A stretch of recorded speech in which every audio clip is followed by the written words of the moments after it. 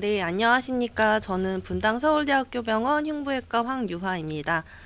이번 건강 강좌 시간에는 저희 흉부외과에서 대표적으로 치료하는 질환인 폐암의 바로 알기를 준비하였습니다. 폐암의 진단에서 수술에 이르기까지 환자분들이 쉽게 이해하실 수 있는 내용의 정보를 강의로 준비하였습니다. 먼저 폐암이란 도대체 무엇인가에 대해서 먼저 접근을 해보도록 하겠습니다. 폐에 생긴 악성 종양이 폐암입니다. 그렇다면 이제 종양이라는 것은 비정상적으로 그 조직에 생긴 덩어리를 의미하는데, 이때 폐에 뭔가가 생겼을 때 악성 종양과 양성 종양으로 나뉘는데, 이때 악성 종양의 경우 우리가 흔히 암이라는 단어를 쓰게 됩니다. 폐 자체에 있는 암이 악성 세포가 발생해서 생기는 종양들이 원벌성 종양이고요. 대장암이나 유방암이나 이렇게 다른 부위에 생긴 암에서부터 암세포가 혈액을 따라서 이동하다가 폐에 생착하여 생긴 종양이 전이성 종양에 해당합니다. 그렇다면 도대체 우리가 이런 폐암에 대해서 좀 정확하게 알고 어떻게 치료하는지에 대해서 알아야 되는 것이 중요한데, 그 이유는 두 가지를 들 수가 있습니다. 지금 보고 계신 자료는 올해 1월에 통계청에서 발표했던 자료입니다. 2019년에 처음으로 우리나라 국민에서 암 발생률 1위 암이 폐암으로 바뀌었습니다. 그 전까지의 데이터들을 보시면 여기 보시는 바와 같이 위암이 항상 우리나라 암 발생률 1위였는데, 드디어 작년 2019년 데이터에서부터 폐암의 발생률이 그것을 압도하여 암 발생률 1위 암이 드디어 되었습니다. 이런 폐암이 발생하는 호발하는 나이는 보통 60대이거나 70대 환자들인데, 이 환자들뿐만 아니라 환자들의 나이가 고령화되면서 80세 이상의 환자에서도 점차 폐암의 환자들이 증가하고 있고, 건강검진을 시행하는 환자들이 점차 증가함에 따라 이렇게 40대, 50대의 젊은 환자의 비율도 함께 증가하고 있는 것이 폐암의 추세이지만, 그래도 가장 많은 연령대에서 발생하는 것은 여기 보이는 60대, 70대 환자분들이십니다. 폐암의 발생에 있어서 특징적인 것이 있는데요. 일단 남자 환자에 있어서는 지금 여기 보이시는 여러 개의 암 중에 이 파란색 줄이 폐암 환자의 발생 그래프인데, 2000년대 중반 이후부터는 이렇게 보이시는 그래프가 점차 감소하고 있다는 겁니다. 국가에서 시행하는 금연 사업 등의 결과로 해석을 하고 있는데, 점차 남자 환자분에서는 이렇게 폐암이 감소하고 있지만, 그럼에도 불구하고 전체적인 폐암 발생률이 우리나라 폐암 발생률 1위로 발생했었던 것은 이 여자 환자에서의 폐암 발생이 점차 이렇게 증가하고 있다는 겁니다. 여자 환자들에서 흡연율이 증가하고 있다는 것을 그 대표적인 원인으로 분석을 하고 있습니다. 이뿐만 아니라 발생률이 많으면서 사망률이 높다는 것이 폐암이 바로 무섭다는 점입니다. 요거 역시 올해 1월에 나왔던 자료고요. 국내 폐암 암 사망률 1위 암이 폐암인데, 이것은 우리나라에서만 적용되는 문제는 아니고 전 세계적으로도 암 사망률 1위 암은 폐암에 해당합니다. 2020년도에 사망했던 환자분들 중 가장 많은 원인을 차지했던 부분이 암 환자고요. 그 중에서도 폐암이 36.4%로 아주 많은 비율을 차지하였습니다. 그 이외의 질환들을 보시면 폐암 환자, 간암 환자, 대장암의 순서로 우리나라 환자들의 많은 사람들이 사망하였다, 이렇게 보시면 되고요. 특히 60대 이상의 환자들의 결과를 봤을 때에는 압도적으로 폐암에 의한 사망률이 높아졌음을 확인할 수 있기 때문에 우리가 폐암에 대해서 정확하게 알고 이에 대해서 이해하는 노력이 필요하다라고 보시면 될 것 같습니다. 이와 같은 결과들의 지표들은 10년 뒤 2030년을 예상을 해봤을 때에도 점차 그 퍼센트가 증가할 걸로 예상하고 있다는 것이 매우 무서운 점인데, 2010년대 초반에는 한 45.9% 정도 환자들이 폐암으로 사망할 것이다 라는 결과를 바탕으로 10년 뒤였던 요 2030년대 즈음에는 60%의 환자들이 이 폐암 때문에 사망할 수 있다, 남자 환자들의 경우고요. 여자 환자들의 경우에도 한 25%의 환자들이 폐암으로 사망할 수 있다, 이런 결과들을 보고하고 있기 때문에 우리가 빨리 치료하고 예방하려는 노력이 필요하다라고 이해하시면 될 것 같습니다. 다른 질환과 다르게 폐암은 생존율이 보통 암에 걸리면 돌아가실 수 있다, 이렇게 많은 분들이 걱정을 하게 되는데요.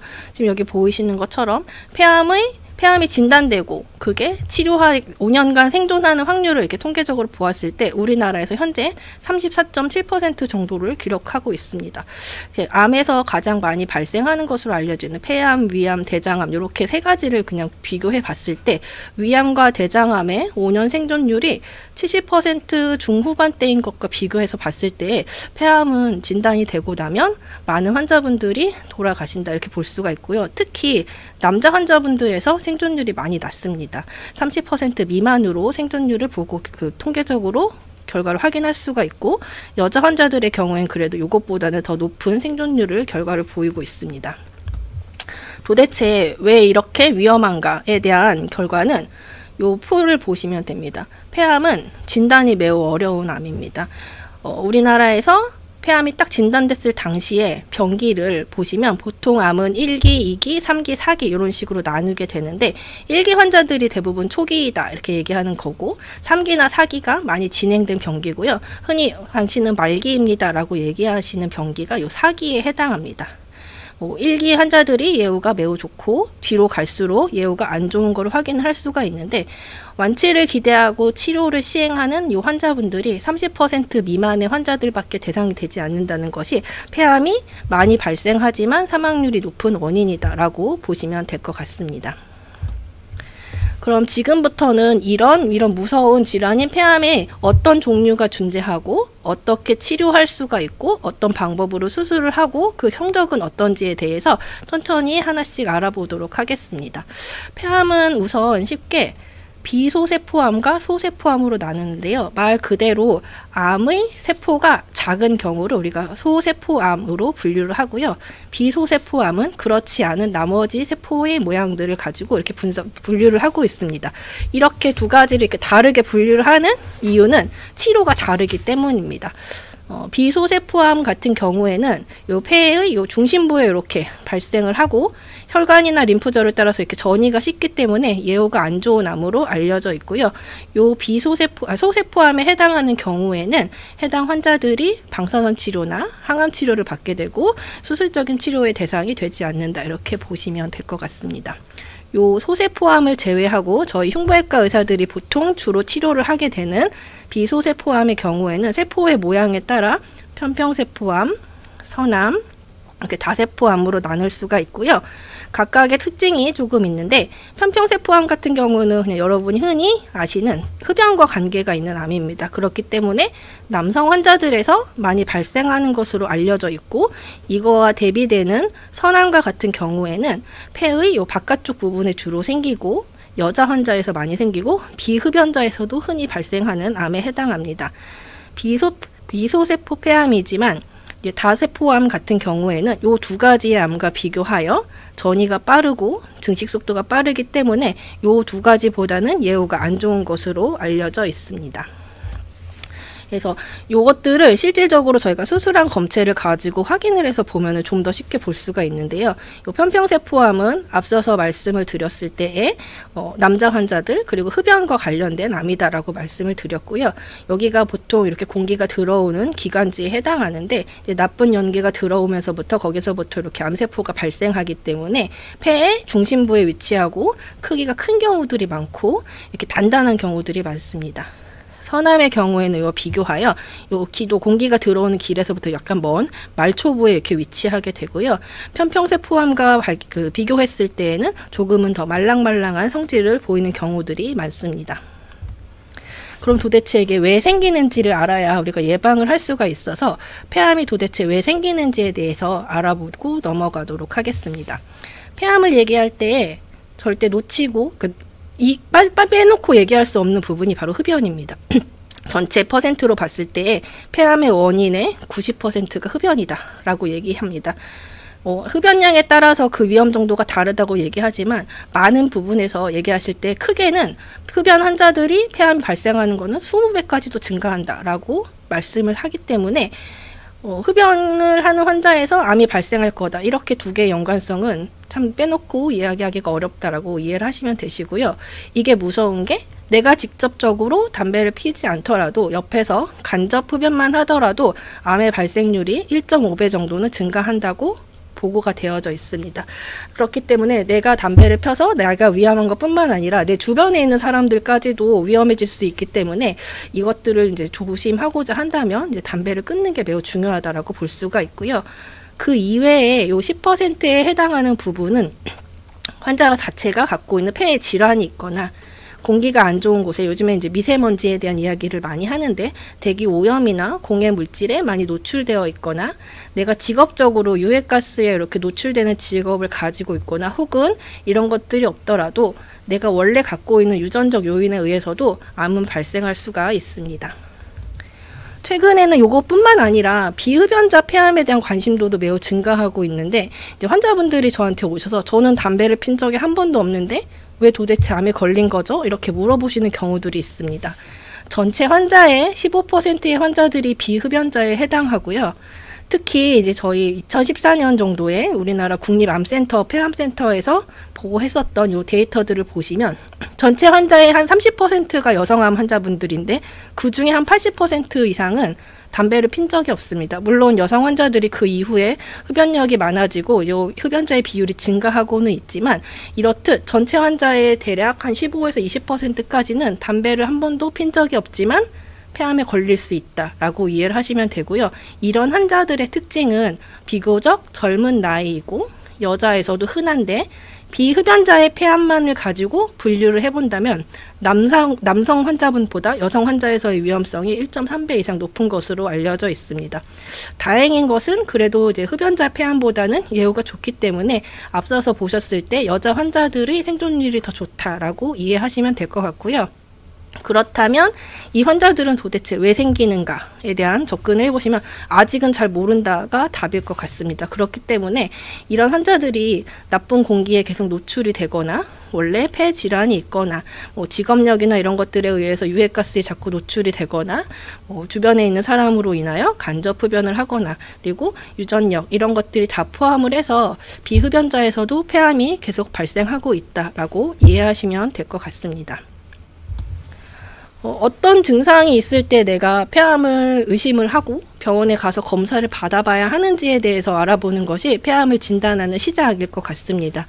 보시면 환자의 목소리가 신목소리가 나거나 제일 무서운 거죠. 기침을 했더니 피가 섞여 나온다거나 숨이 자꾸 차거나 가슴에 통증이 있거나 목이 아프거나 체중이 자꾸 빠지거나 뼈에 통증이 있거나 두통이 있거나 매우 다양한 양상의 증상으로 나타난다는 것을 알 수가 있습니다.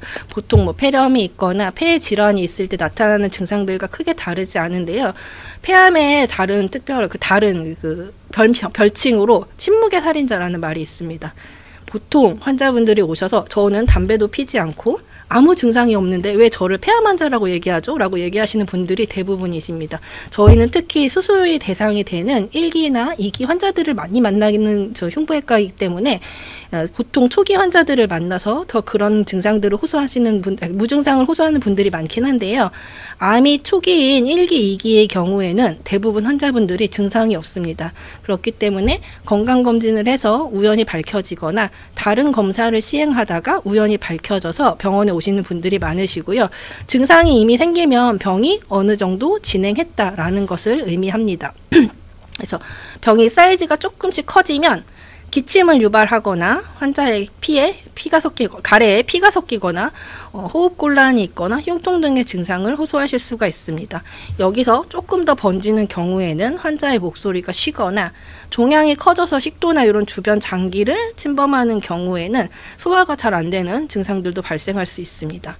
거기에서 좀 더 진행하는 경우에는 암이 전이가 머리나 뼈나 이런 데로 발생하는 경우에 두통을 유발하거나 구토가 생기거나 뼈에 통증 등의 증상들이 생길 수가 있고 그거 이외에 전신에 퍼지는 흔히 얘기하는 말기이거나 이런 경우에는 식욕부진으로 살이 빠진다거나 발열이 생기거나 이런 전반적으로 전신적인 문제를 발생할 수가 있습니다. 그렇기 때문에 증상이 없더라도 폐암 환자일 수가 있고 이런 증상이 발생했다면 빨리 검사를 위해서 병원에 내원해야 한다라고 이해하시면 될 것 같습니다.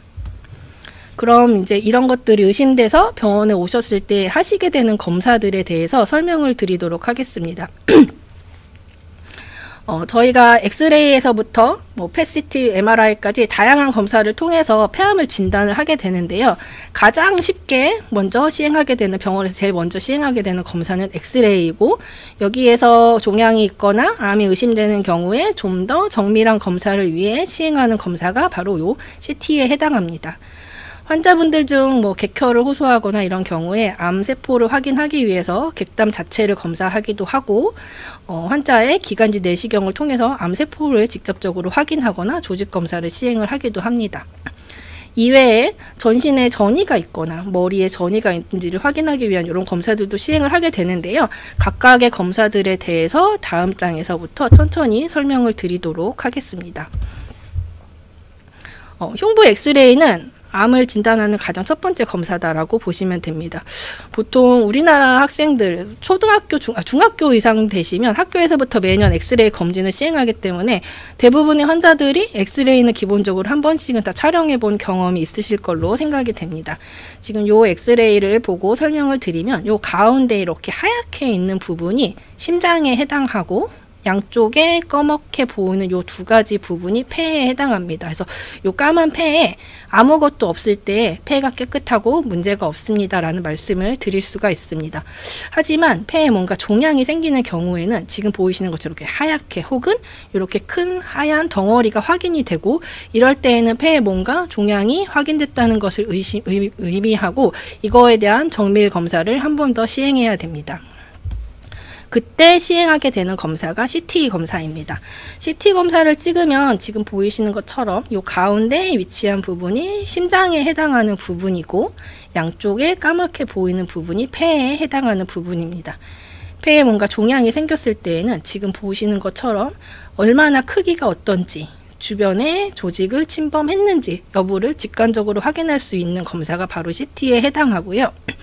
이렇게 종양이 있을 때 주변의 임파선들은 괜찮은지 여부를 확인할 수 있는, 가장 직관적으로 확인할 수 있는 검사여서 폐암이 의심되는 환자에서는 CT는 가장 필수적인 검사다라고 보시면 됩니다.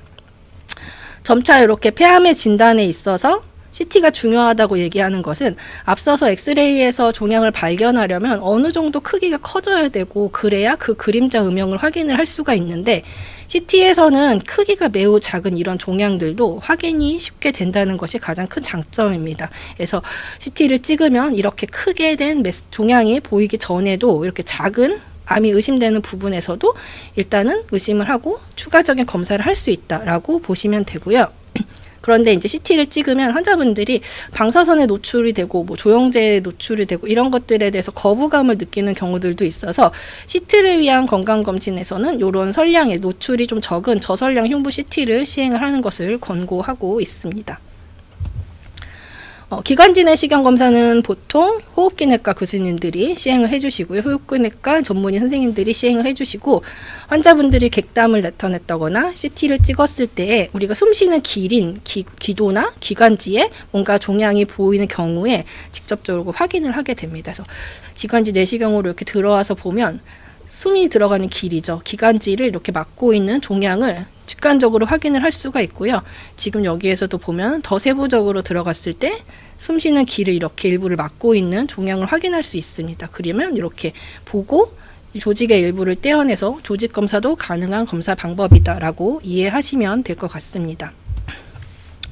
이런 폐암은 지금 이렇게 폐에만 있는 게 아니고 쉽게 전이되는 특징이 있습니다. 모든 장기에 다 전이가 될 수 있지만 특히 많이 전이가 되는 5가지의 장기가 있기 때문에 폐암이 의심되는 환자에서는 이런 전이가 있는지 여부를 확인하는 것이 매우 중요합니다. 그중 첫 번째 장기가 내가 오른쪽에 폐암이 발생한 경우 반대쪽에 폐암이 발생할 확률이 굉장히 높습니다. 그래서 반대쪽 폐에 암이 있는지 여부를 반드시 확인해야 되고, 요것은 아까 봤었던 CT를 통해서 양쪽 폐 확인이 가능하기 때문에 요거는 확인이 가능한 병변입니다. 그 이외에 다른 데에 전이가 있는지 여부를 반드시 확인해야 되는데, 그 첫 번째 장소가 바로 뇌에 해당하고요. 두 번째는 간, 콩팥 위에 있는 요 부신, 그리고 전신에 있는 뼈에도 폐암이 잘 호발하는 전이 부위입니다. 그래서 이런 부분에 전이가 있는지 여부를 확인을 하기 위해서 시행하는 검사가 바로 양성자 단층 촬영 펫CT에 해당합니다. 펫CT를 찍으면 지금 이렇게 보이시는 것처럼 폐에 병변이 있을 때 높은 시그널을 주는 이런 음영을 확인을 할 수가 있고요. 암이 있을 때 전신에 퍼지기 전에 림프절 이러는 것을 통해서 이렇게 이동을 하게 되는데 주변에 있는 림프절에 암이 있는지 여부도 확인할 수 있는 검사입니다. 머리를 제외하고 전신에 대한 전이 확인이 가능한 검사법입니다. 따라서 이렇게 뼈에 전이가 있는지 여부를 확인을 할 수가 있고 간이나 콩팥에도 전이가 있는 경우에 한 번에 확인을 할 수 있는 매우 유용한 검사다라고 이해할 수가 있습니다. 안타깝게도 펫CT를 통해서는 머리에 관련된 전이 여부는 확인을 할 수가 없어서 폐암이 뇌로 전이를 많이 하기 때문에 뇌에 있는 부분을 확인을 하기 위해서는 MRI 검사를 추가로 시행을 하게 됩니다. 그래서 보시면 정상적인 뇌 소견에서 이렇게 보이시는 이상한 종괴를 확인을 할 수가 있고 폐에 병변이 있는데 뇌 MRI에서 이런 병변들이 확인이 되는 경우에는 뇌에 전이가 있는 이미 전이가 많이 진행된 사기 환자에 해당하겠구나라는 계획을 세우고 그에 맞는 치료를 진행을 하게 됩니다. 펫CT가 아직 유용하지 않은 병원들에서는 드물긴 하지만 뼈 스캔 검사를 시행하는 경우들도 있습니다. 이제 과거에 펫CT가 전반적으로 도입되기 전에 시행했었던 검사에 해당하고요. 뼈는 폐암이 잘 전이되는 장기 중에 하나이기 때문에 뼈 스캔 검사를 이렇게 시행을 하게 되고요. 양쪽을 대칭적으로 봤을 때 이렇게 높은 검게 보이는 이런 시그널들이 뼈의 전이를 의심을 하게 되는 부분이고 이제 펫CT를 시행할 수 없거나 예전에 도입하기 전에는 이런 뼈 스캔 검사도 자주 시행을 했었는데 최근에는 조금 이용이 적은 검사 방법에 해당합니다. 그래서 지금까지 엑스레이를 찍고 CT를 찍고 펫을 찍고 MRI를 찍고 이렇게 해가지고 폐암이 의심된다라고 확인이 되는 경우에는 이게 진짜 폐암인지를 확인하는 조직학적 확진 검사가 필요합니다. 지금까지 영상검사상으로는 의증이라고 해서 의심이 되는 단계였던 거고 실질적으로 암이 의심되는 부분에서 이제 세포를 떼서 눈으로 확인했을 때 확진이 된다라고 보시면 될 것 같습니다. 확진을 하는 방법에는 제일 쉽게 할 수 있는 방법은 일단 가래를 뱉어내서 그 가래 안에 암세포가 있는지를 확인하는 방법이고요. 실질적으로는 이제 진단의 가능성은 조금 떨어집니다. 객단 뱉어내는 게 좀 어려울 수 있고 암이 아주 진행되기 전에는 확인할 수 없는 방법이기 때문에 그렇고 앞서서 보셨던 요 기관지 내시경을 통해서 기도 내에 기관지 내에 이렇게 암세포가 확인되는 경우에는 기관지 내시경을 가지고 이렇게 조직의 일부를 떼어서 또 진단을 하기도 합니다.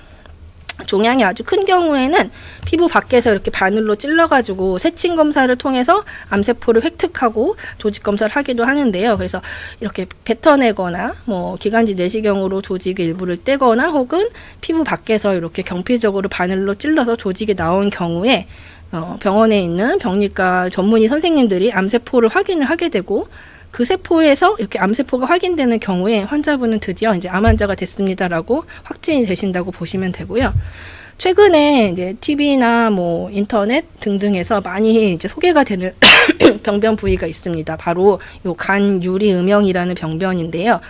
요런 시그널이 나오는 경우에는 염증인 경우들도 있지만 요게 지속적으로 3개월에서 6개월 이상 지속되거나 혹은 크기가 점차 증가하거나 이럴 때에는 폐암인을 의심하는 소견으로 간주하고 이에 대한 조직 검사를 시행을 하게 됩니다. 요런 초기 병변, 초기 폐암을 의심하는 간 유리 음영이 있는 경우에는 앞서서 얘기했었던 기관지 내시경 검사나 혹은 경피적인 세침 검사로는 진단의 정확성이 매우 떨어져서 이런 경우에는 애초에 진단을 위해서 수술적인 치료를 계획을 미리 세우고 들어가기도 합니다. 그래서 먼저 수술적인 치료를 시행을 할 때에 수술하면서 바로 진단을 하고 여기에서 수술까지도 이어지는 방법으로 조직학적 진단을 하기도 한다라고 이해하시면 될 것 같습니다. 그래서 지금까지 나온 방법들을 통해서 CT를 찍고 조직학적 검사로 진단이 됐을 때에 제일 이런 검사들을 시행하는 목적은 환자가 몇 기인지 이 병기를 설정하기 위함입니다. 비소세포 폐암이나 소세포 폐암이나 모두 우리가 흔히 얘기하는 초기다 혹은 말기다 이미 진행되었다 이런 병기들도 있지만 제일 많이 들어보신 거는 당신은 1기입니다. 환자분은 1기입니다. 혹은 2기입니다. 3기 환자입니다. 4기 환자입니다. 이런 얘기를 들어보셨을 텐데요. 이 1기, 2기, 3기, 4기에 해당하는 것이 병의 병기입니다. 그래서 암의 크기가 도대체 종양의 크기가 얼마나 큰지, 주변에 있는 림프절로 전이가 되어 있는지 혹은 다른 장기에 가 있는지 이런 것들을 판단을 해서 정확한 수술 전 혹은 치료를 하기 전에 임상학적으로 어떤 병기인지를 진단을 하게 되고요. 이런 병기를 결정하는 목적은 내가 몇 기일 때 어떤 적절한 치료를 받을지를 결정하는 기준점이 되기 때문입니다. 어떤 환자분들은 이제 1기 환자분들인데 저는 수술은 싫어요. 전 항암치료 받을래요. 이렇게 얘기하시는 분들도 계시고요. 4기 환자지만 저는 수술 받고 싶어요. 이렇게 오시는 분들도 계신데 각각의 병기마다 가장 치료에 효과가 좋은 치료 방법들이 과거에 수많은 환자들을 대상으로 시행한 결과를 바탕으로 근거가 제시되어 있고요. 그래서 내가 몇 기냐에 따라서 어떤 치료를 할지가 결정된다고 보시면 될 것 같습니다.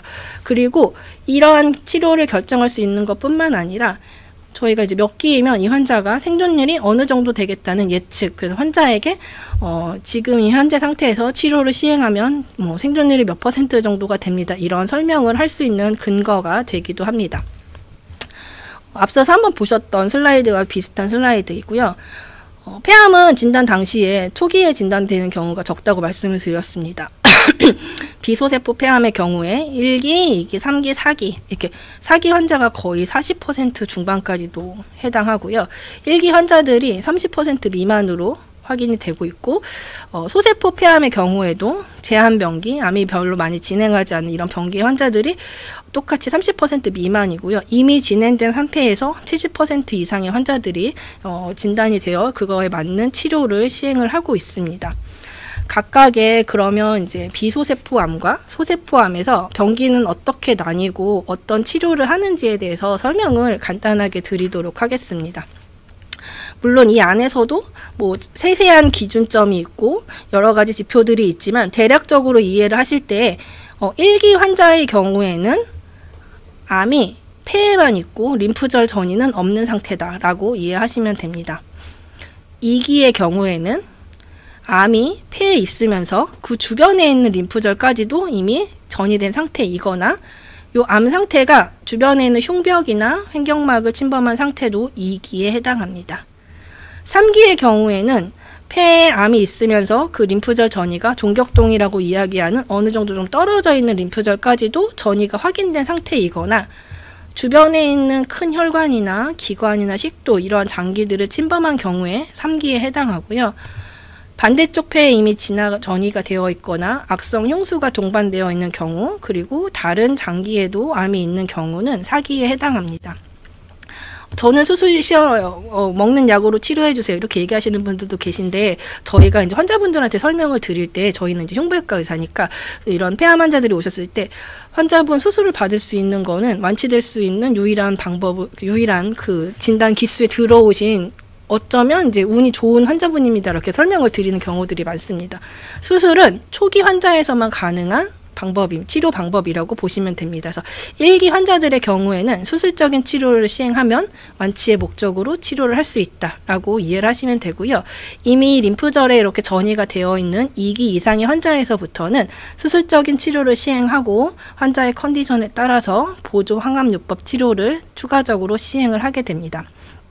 3기가 매우 이제 치료의 방법이 여러 가지가 공존하기 때문에 3기 이상의 치료에서는 저희가 흉부외과 선생님들, 호흡기내과 교수님들, 그리고 혈액종양내과 선생님들, 방사선종양내과 선생님들 이렇게 많은 선생님들이 함께 모여서 다학제 진료를 시행을 하게 되고요. 환자에게 가장 적합한 치료 방법을 선택을 하게 됩니다.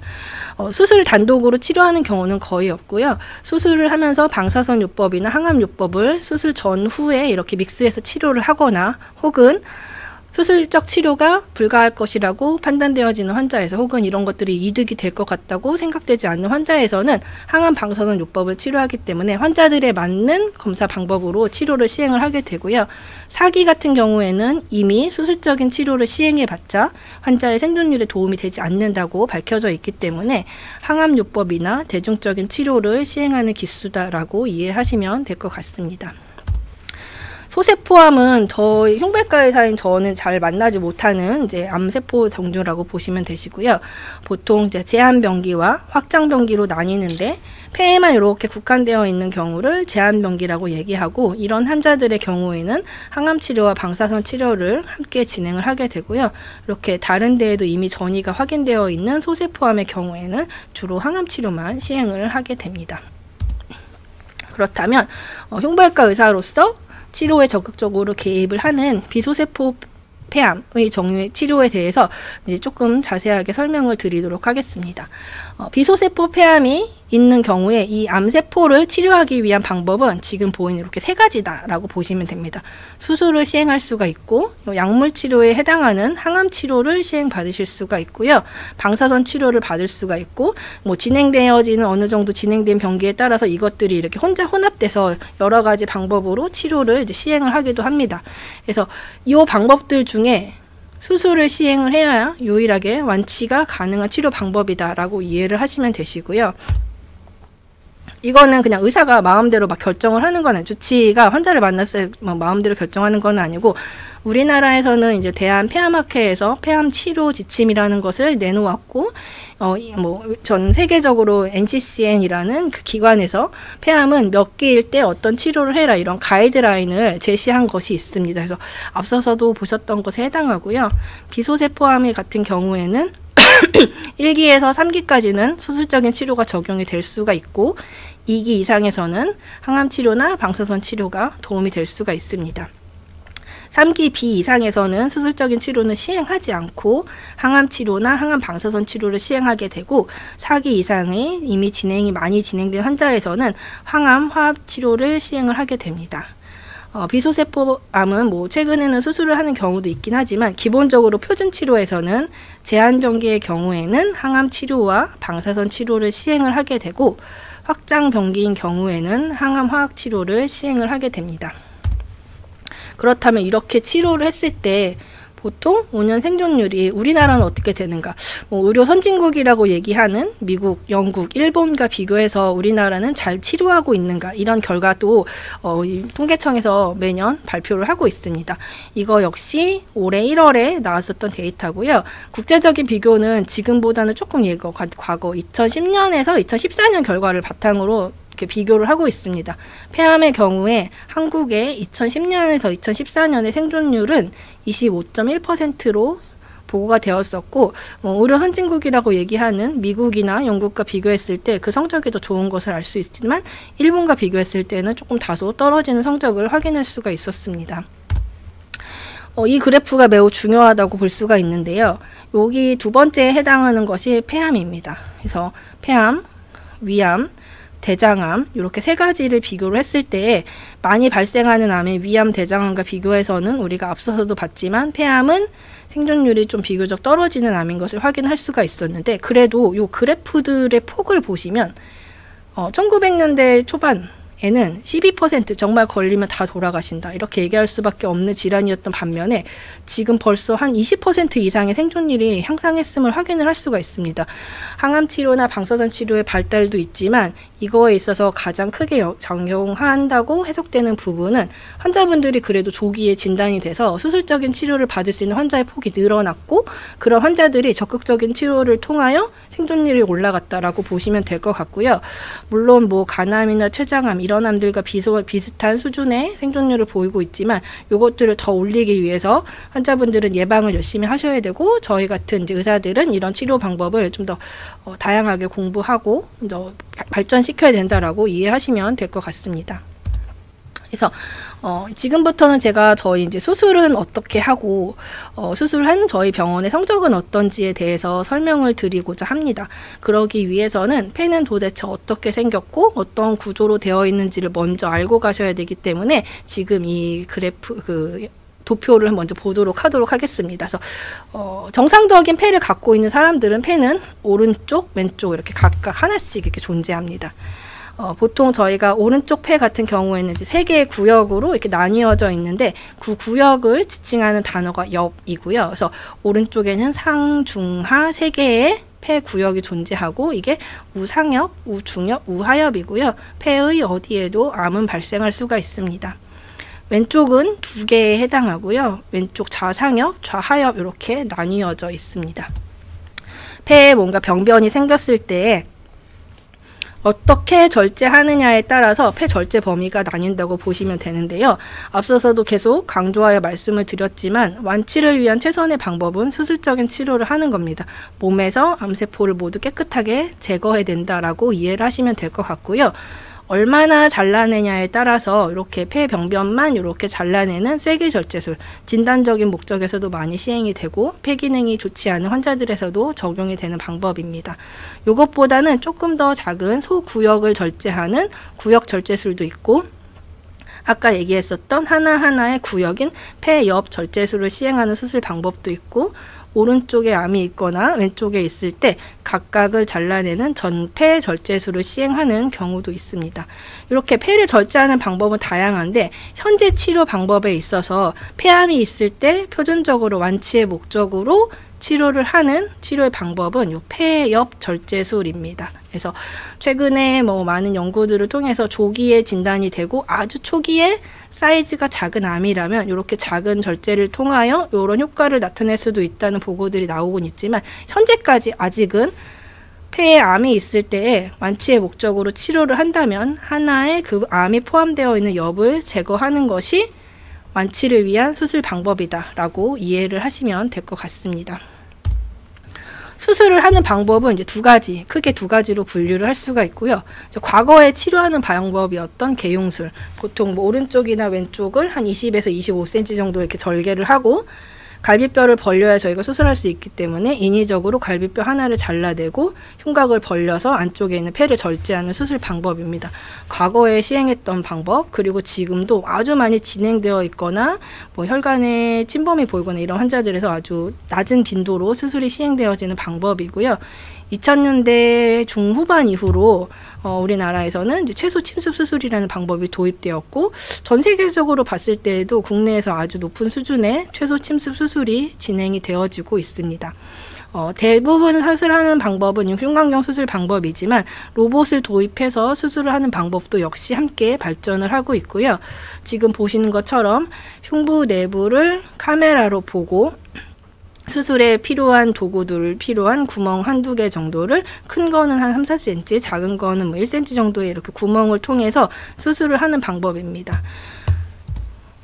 제가 이거 수술 영상을 여러분께 보여드릴지 여부를 굉장히 많이 고민을 했었는데, 이제 저희 부모님한테 여쭤봤더니 징그러워서 못 보겠다고 하시더라고요. 그래서 이렇게 원하시는 분들은 근데 저희 병원에서 이 수술 관련된 영상을 유튜브로 제공을 하고 있습니다. 그래서 유튜브에 들어가셔서 스마트 서저리 분당 서울대학교 병원을 찾으시면 이게 라이브로 수술하고 있는 영상에 대한 관련된 정보들도 있고, 각각의 좀 편집본으로 수술하시는데 한 10분에서 15분 정도의 시간이 보이는 이런 영상들을 찾아서 보실 수가 있고요. 저희 병원 데이터 말고도 이렇게 폐암 수술, 흉곽경 수술 이렇게 인터넷에 쳐보시면 다양한 방법으로 쉽게 그냥 편집되어 있는 영상들을 쉽게 접근을 하실 수가 있으셔서 관심 있는 분들은 직접 찾아보시고 하시는데, 이 수술에 대한 방법을 이해하시는데 조금 도움이 되실 수 있을 것 같습니다. 저희 병원의 데이터를 조금 설명을 드리도록 하겠습니다. 저희 병원에서는 아웃컴북이라고 해가지고 실제 수술 시행한 결과를 정말 투명하게 다 결과를 이렇게 노출을 해드리고 있습니다. 그래서 2003년 개원 이래에 지금까지 폐암의 수술을 몇 건을 했는지에 대한 데이터를 보시면 점차적으로 계속 이렇게 증가해서 작년에 매우 많이 증가해서 900例 이상의 폐암 수술을 진행을 하고 있고요. 전국적으로 손가락 안에 드는 건수로 제가 이해를 알고 있습니다. 그래서 매년 증가하고 있고, 이렇게 수술 빈도로 많은 환자분들이 저희 병원에서 치료를 받고 있다라고 이해를 하시면 되고요. 그럼 앞서서 말씀드렸던 이런 수술을 시행함에 있어서 최소 침습 수술은 도대체 얼마 정도로 시행하느냐를 보시면, 이거 역시 이제 병원 홈페이지 들어가시면 다 똑같이 이제 공개되어 있는 자료이기 때문에 확인을 하실 수가 있는데, 전체 환자의 97% 이상, 거의 98%에 인접한 환자들이 최소 침습 방법으로 수술을 하고 있고, 이거는 이제 수술의 숙련도가 매우 높은 병원이다, 센터다라는 것으로 이해를 하시면 될 것 같습니다. 그래서 매년 많은 건수의 수술을 시행하지만 실제 개용술까지 필요한 환자군의 건수는 그리 많지 않다라고 이해를 하시면 되고요. 이런 환자분들이 폐암의 치료를 위해서 입원하는 기간은 일주일 이내입니다. 그래서 한 5일에서 6일 사이로 입원을 하셔서 치료를 받으시고 있고, 수술 후 사망률을 보시면 보통 평균적으로 폐암의 수술 후 사망률은 1% 정도로 국제적으로 보고를 하고 있습니다. 웬만한 어느 정도 수술을 하고 있는 대형 센터에 수술 후 사망률은 1% 정도로 저희가 설명을 드리고 있는데, 저희 병원 경우에는 그런 것과 비교해서도 매우 낮은 수준의 0.2, 0.3% 정도의 수준으로 수술이 꽤 높은 수준으로 사망률에 이르지 않고 안전하게 진행되고 있다라고 이해를 하시면 될 것 같습니다. 그렇다면 이제 암 환자이기 때문에 수술을 해서 정말로 잘 살고 있는가, 이게 제일 중요한 지표라고 보시면 되고요. 이거 역시 2003년 5월부터 2019년 12월까지 저희 병원에서 수술한 환자분들의 생존율 결과입니다. 다 전화로 확인을 해가지고 암이 다시 생겼는지, 현재 잘 살고 계신지 여부를 확인한 결과값에 해당하고요. 저희 병원에서 1기, A기 환자분들 같은 경우 5년 생존율은 93% 정도 되는 것으로 분석 결과 나왔고, 1기, B기 같은 경우에는 83%, 이게 기수가 올라갈수록 떨어지긴 하지만 다른 병원, 우리나라 전체 데이터나 뭐 유명한 일본의 센터들과 비교했을 때도 매우 우수한 수준으로 생존율을 보이는 것을 확인을 하실 수가 있습니다. 그래서 많은 건수의 환자분들이 적절한 진료를 잘 받고 수술을 하고 퇴원을 하시고 안전하게 진료를 받고 있다라고 이해를 하시면 될 것 같습니다. 저는 이제 항암 치료를 시행을 하는 의사는 아니지만, 그래도 이제 폐암과 관련된 강의를 들으실 때에는 항암 치료나 방사선 치료와 관련된 부분들도 조금 관심이 있으실 것 같아서 아주 짧게 한두 장의 슬라이드를 준비하였습니다. 항암 치료라고 하는 거는 암세포를 죽이는 치료입니다. 그래서 뭐 사기나 이런 환자분들에서 생존율을 연장시키는 목적으로 치료를 하기도 하고, 수술하고 나서 재발 방지의 목적으로 한 3-4사이클 정도의 치료를 받기도 하고, 수술 전에 더 전이되지 말라고 잠깐 선행 치료를 하는 경우들도 있습니다. 항암제의 종류가 다양하고 치료에 대한 반응도 다양하고 부작용도 다양하고, 폐암에 있어서 항암 치료 같은 경우에 항암제는 정말 전 세계적으로 가장 빠른 속도로 이렇게 발전하고 있는 부분이기 때문에 이것과 관련된 정확한 상담과 안내는 혈액종양내과 선생님께 받는 게 제일 정확한 정보다라고 보시면 되고요. 그래도 이렇게 대략적으로 보시면 과거에 우리가 막 항암 치료를 하면 머리가 빠지고 토하고 이런 얘기들을 얘기했었던 항암제는 항암 화학요법에 해당하고요. 1세대 항암제입니다. 2000년대 들어오면서 환자들마다 갖고 있는 유전자 변이에 맞게 각각의 표적 치료를 하는 2세대 항암제가 발달이 돼서 환자들의 생존율을 높이는 데 도움이 되었고, 최근에는 이런 완전 암에 대한 치료 패러다임이 바뀌었다라고 얘기하는 이 면역 항암제가 도입이 되면서 내 몸에 있는 면역세포를 활성화시켜서 암세포를 공격하게 하는 이런 치료 방법이 환자들에게 적용이 되고 있습니다. 근데 환자들마다 갖고 있는 지표들에 따라서 혹은 유전자 변이에 따라서 각각에 맞는 치료를 혈액종양내과 교수님들이 전문적으로 진료하시고 계시기 때문에 나는 왜 저걸 안 쓰지? 왜 나는 이걸 썼지? 이런 것들은 선생님들을 믿고 진료를 계속 보시면 될 것 같습니다.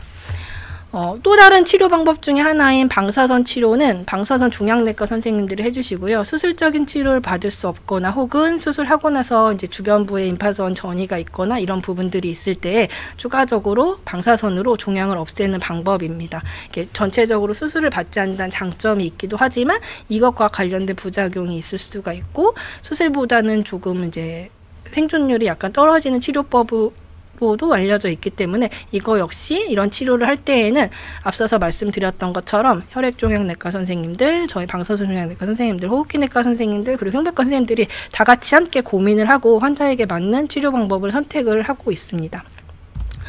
여기까지가 지금 저희가 폐암을 걸렸을 때 어떻게 진단하고 어떤 치료를 하는지면, 폐암에 있어서 가장 중요한 거는 도대체 그러면 이 병을 어떻게 예방할 것인가 라고 보시면 될 것 같습니다. 자궁경부암 같은 경우는 뭐 백신을 맞는다 이런 정말 획기적인 예방 방법이 있는데, 폐암은 아직은 그런 방법이 밝혀져 있는 그 질환은 아닌 것 같습니다. 제일 먼저 그냥 고식적으로 얘기하는 담배를 끊으면 도움이 되고 간접 흡연도 피해라. 요 연기할 때 나오는 나쁜 유해가스들이 암의 발생에 영향을 미칠 거다라고 얘기하기 때문에 이런 음식을 하거나 공기가 안 좋을 때에는 자주 환기하고 뭐 공기청정기를 이용한다던가 이런 것들을 또 권고하고 있고, 적당한 운동과 채소를 섭취해라, 과일을 섭취해라 이런 것들도 있고요. 제일 중요한 게 담배를 피지 않다고 안전한 게 아니기 때문에 정기적으로 건강검진을 받는 것이 매우 중요하다라고 보실 수 있습니다. 흡연과 폐암의 관계성은 이제 뭐 우리나라에서도 이렇게 분석을 한 결과가 있고 미국에서도 이렇게 나온 결과가 있습니다. 보시면 담배를 피는 양이 증가하면 한 20년 정도의 텀을 가지고 폐암 환자가 이렇게 같이 늘어납니다. 미국에서 담배 값이 굉장히 비싸다고 얘기하죠. 담배 소비량이 줄어들고 나서 이게 감소하기까지 똑같이 한 20년 정도의 시간이 소요됩니다. 요거는 우리나라에서 2003년에 나왔던 데이터고요.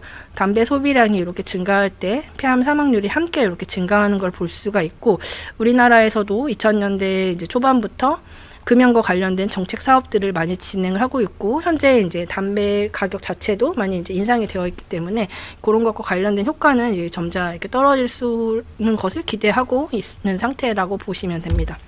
그래서 보시면 흡연자가 금연을 하고 10년이 지나야 흡연자의 절반 수준으로 폐암의 사망률이 감소하고 15년은 지나야 비흡연자 수준으로 사망 확률이 감소한다고 알려져 있습니다. 보통 암이 후발하는 나이가 한 60대, 70대라는 거를 감안하고 보셨을 때 내가 이때 암이 발생하지 않으려면 적어도 40세 이전에 반드시 금연을 시행을 하셔야 됩니다. 그래서 이게 매우 중요하므로 이게 몇 번을 강조해도 부족함이 없다 이렇게 보시면 되고요.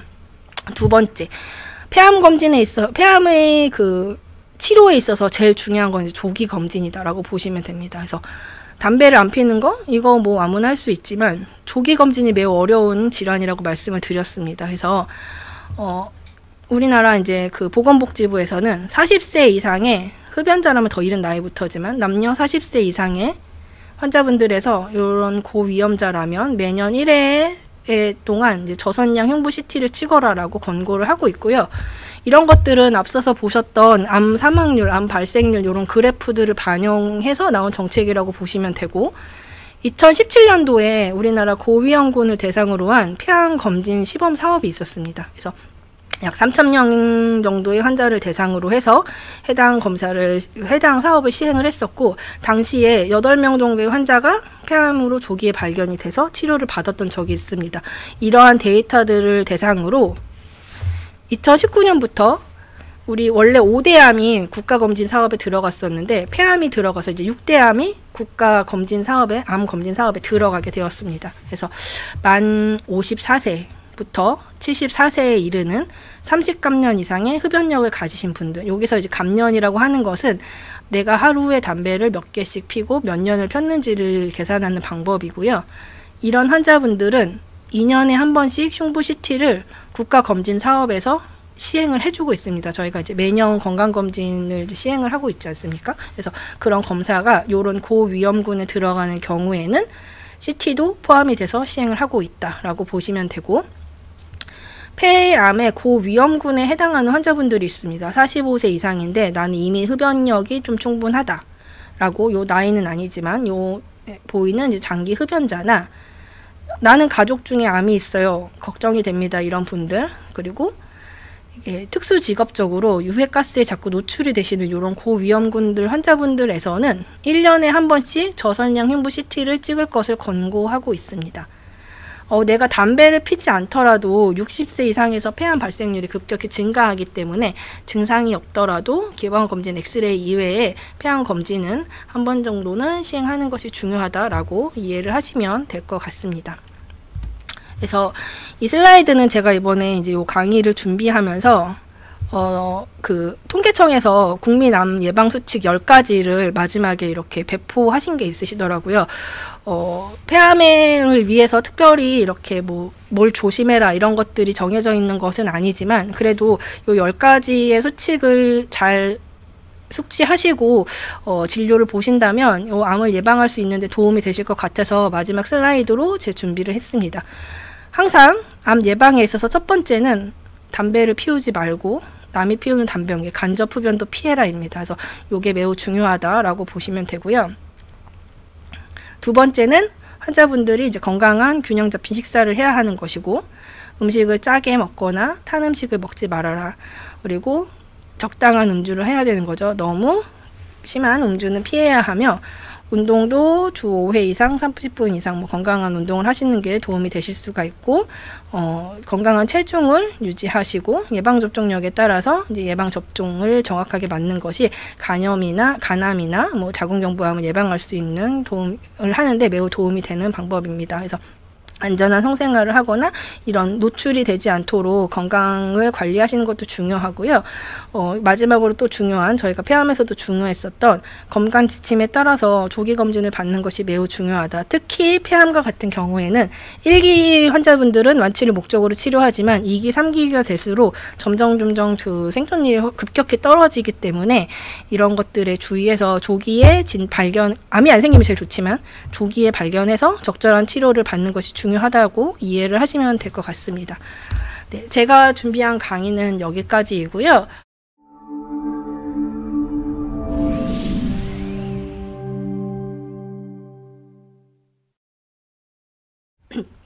올라온 질문 중에 하나인 폐결절과 암의 연관성이 궁금합니다라고 얘기하신 분들이 계신데요. 폐결절은 폐에 생긴 종양을 의미하고요. 그 종양이 양성 종양이냐 악성 종양이냐는 저희가 CT를 찍으면 모양을 가지고 우선은 감별을 좀 할 수가 있습니다. 모양이 뭐 동그랗고 주변 경계가 깨끗하고 그 안쪽에 있는 색깔이 뭐 단단한 뭐 뼈를 의미하고 어쨌든 뭐 한결같 비슷하다라고 하는 경우에는 양성 종양을 의심하는 경우들로 좀 생각을 할 수가 있고요. 그 경계가 삐쭉삐쭉하고 뭔가를 이렇게 침범하고 있는 양상을 보일 때에는 악성 종양을 의심하는 소견이 되고요. 이런 것들을 CT나 이런 걸 통해서 폐에 결절이 있을 때 양성 종양 같은 경우에는 그냥 지켜보거나 크기가 크는 경우에는 수술적으로 절제를 하기도 하고, 악성 종양이 의심된다라고 할 때에는 오늘 강의에서도 제가 설명을 드렸던 것처럼 다른 데 전이가 있지는 않는지, 조직 검사가 필요한지, 조직 검사가 가능한 위치에 있는지 여부에 따라서 그거에 맞게 치료를 시행을 하게 됩니다. 환자분 중에 뭐 사기인데 수술을 해주셨고 표적 항암을 하고 있습니다라고 이렇게 말씀을 주신 분도 있는데요. 환자분들 중에 사기여도 뭐 환자가 젊으시거나 완벽한 절제가 가능할 것 같다라고 생각되는 경우, 그리고 사기 환자분들 중에 머리의 전이가 단독으로 있거나 부신의 전이가 단독으로 있는 경우에는 양쪽의 치료, 폐에 있는 병변의 치료뿐만 아니라 머리나 뇌나 부신에 있는 치료를 각각 시행한 경우에는 환자의 예후가 좋을 것으로 얘기되는 지표여서요. 이렇게 뇌의 전이가 단독으로 있거나 부신의 전이가 단독으로 있으면서 폐에 병변이 있는 사기 환자분들 같은 경우에는 적극적으로 수술적인 치료를 시행을 하기도 하고, 그 결과에 맞춰서 유전적인 검사 결과를 확인을 하고 필요함에 따라서 항암 치료나 방사선 치료, 항암 치료나 뭐 표적 항암 치료를 이렇게 시행을 하고 있습니다.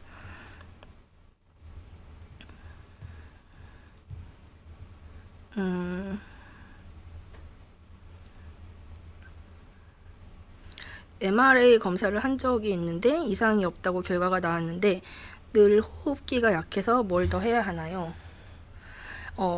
폐 검사를 하는 데 있어서 MRI 검사는 사실 그렇게 중요한 검사는 아니고요. 환자분들이 이제 오셔서 저는 CT 말고 MRI 더 정밀한 검사 하고 싶어요 라고 이렇게 얘기하시는 분들이 간혹 계신데, 폐 MRI는 종양이 있거나 이랬을 때 주변으로 이렇게 침범되거나 근육이나 이런 관계를 보는 데는 도움이 되는 검사 방법이지만, 실질적으로 좀 더 직관적으로 종양을 확인하거나 이런 검사에는 폐 CT가 조금 더 정확한 검사 방법이라고 보시면 될 것 같고요.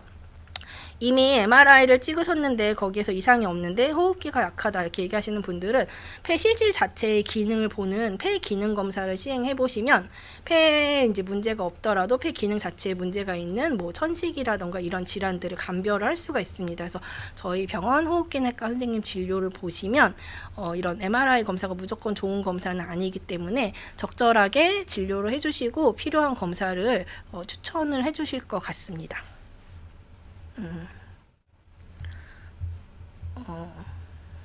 여기 보시면 한 개의 질문이 더 있는데, 5년 생존율 그래프를 보면 3기보다 4기의 5년 생존율이 더 높은데 그 이유가 궁금합니다라고 주셨는데요. 이게 이제 국가적인 전체 데이터로 봤을 때에는 보통 5년 생존율은 4기 환자분들이 급격히 떨어집니다. 우리나라에서 나온 데이터를 보시면 5년 생존율이 4기 환자분들이 5% 미만으로 되어 있는데요. 저희가 수술적인 치료를 시행하거나 이렇게 관리하는 환자분들, 특히 4기 환자분들 저희가 수술적인 데이터를 보여드릴 때는 아까도 말씀을 드렸지만 머리에 전이가 있거나 뭐 부신에 전이가 있는 이런 단독 전이가 있는 환자분들에서 수술을 하는 경우에는 3기에 막 림프절에 전이가 있고 종격동에 있는 림프절에 막 전이가 있고 종양이 크고 이런 환자분들보다 예후가 좋을 수가 있습니다. 그래서 이걸 조금 이제 선택적으로 해석을 해야 되는 부분이 있지만 수술적인 치료를 시행하지 않은 전체적인 환자 데이터로 봤을 때에는 3기 환자분이나 4기 환자분이 이렇게 생존율이 떨어진다고 볼 수 있는데 저희가 이렇게 보통 보여드리는 수술한 환자분들의 데이터를 봤을 때에는 4기 환자분들이 좀 더 선택돼서 예후가 좋을 걸로 예상되는 환자분들에서 적극적으로 수술적인 치료가 들어가기 때문에 3기 이런 환자분들보다 4기 환자들의 예후가 전반적으로 좋은 것으로 보고가 되고 있습니다. 전자담배와 폐암과의 연관성이 궁금합니다라는 질문을 주셨는데요. 잠시만요. 전자담배랑 폐암과의 연관성은 막 밝혀진 게 아직은 없습니다. 환자분들이 그래도 보통 흡연하는 담배보다는 전자담배가 덜 해롭겠지라고 생각을 하셔서 흡연을 하시는 경우들이 흡연의 방법을 이제 바꾸시는 분들이 계시는데요. 일단은 전자담배도 여전히 유해하다라는 것이 이제 전 세계적인 통설이고요. 여러분이 이제 기억을 잘 하실지 잘 모르겠지만 2019년 초반에 코로나가 막 돌기 전에 전 세계적으로 막 이슈가 막 있었습니다. 그 전자담배 피고 양쪽 폐가 막 다 녹아가지고 죽은 막 10대 환자들, 이런 환자들에 대한 정보가 막 나왔었는데 그런 정보들을 코로나가 다 뒤덮었죠. 코로나가 생기면서 더 위험한 전 세계적인 팬데믹 상황이 되면서 그거에 대한 이제 관심도가 좀 떨어지긴 했는데 저는 담배를 정말 못 끊겠어요라고 얘기를 하시는 수술 받은 환자분들 중에 이제 일부 교수님들은 그러면 차라리 전자담배를 피세요라고 얘기하시는 분들이 계시긴 하지만 거기에도 여전히 니코틴이 다 함량이 되어 있고 거기에 우리가 알지 못하는 미세먼지들이나 미세가스들이 다 있기 때문에 이런 것들에 대한 결과가 곧 반영돼서 나올 것이다라고 다 의료진들이 우려를 하고 있는 부분이기 때문에 전자담배 역시 폐암의 발생률을 높일 수 있고 가급적 가능하다면 금연을 하는 것이 중요하다라고 말씀을 드리는 게 맞을 것 같습니다.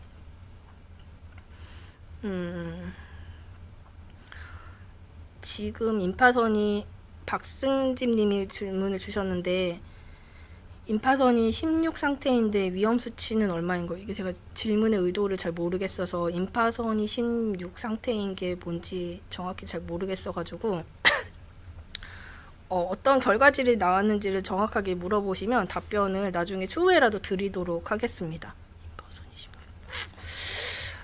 그 다음 질문을 보시면 기관지 확장증 환자인데 폐암하고는 어떤 차이가 있는지를 물어보셨습니다.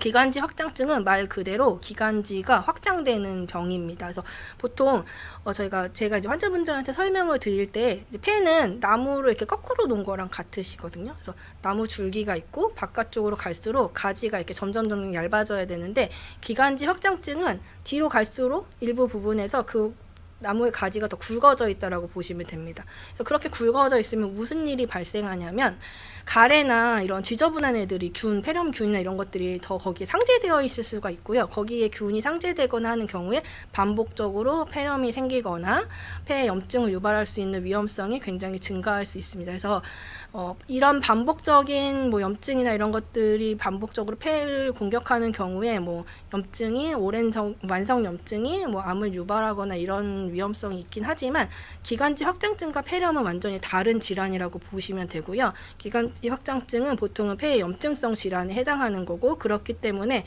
염증이 있고 폐에 문제가 생겼을 때 객혈을 하신다거나 거기에 염증이 생겨서 지속적으로 폐렴이 반복적으로 생기거나 이런 질환을 의미하고 폐암은 악성 종양이 생겨서 발생하는 암성 질환이다라고 이해를 하시면 될 것 같습니다. 분당 서울대에서 수술하신 지 1년 1개월이 지났는데 3기 A인데 앞으로 1년간 재발 확률이 얼마나 될까요? 라는 질문을 주셨습니다.